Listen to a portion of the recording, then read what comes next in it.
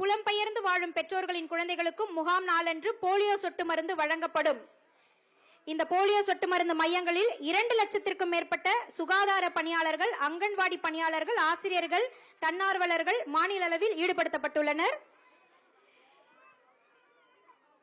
இப்பொழுது இங்கு உங்கள் முன்னால் போலியோ சொட்டு மருந்து முகாமினை தொடங்கி வைக்கும் விதமாக குழந்தைகளுக்கு மாண்புமிகு தமிழ்நாடு முதலமைச்சர் அவர்கள் போலியோ சொட்டு மருந்தினை வழங்குகின்றார்.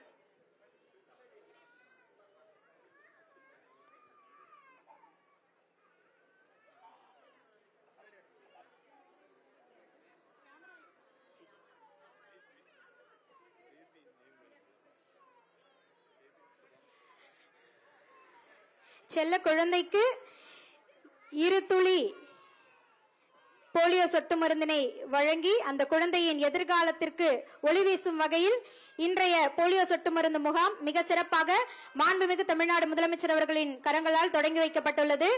ரயான் என்னும் குழந்தைக்கு போலியோ சொட்டு மருந்து இடப்பட்டுள்ளது. அவர்களுடைய தாயார் சுதா அவர்களுக்கு மனமார்ந்த வாழ்த்துக்கள்.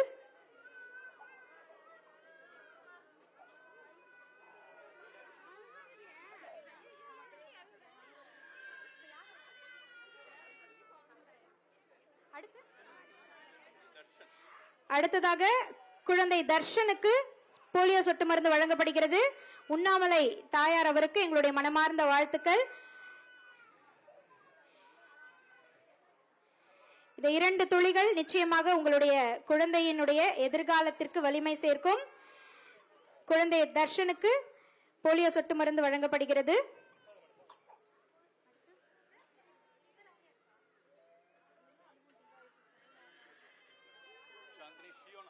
அடுத்து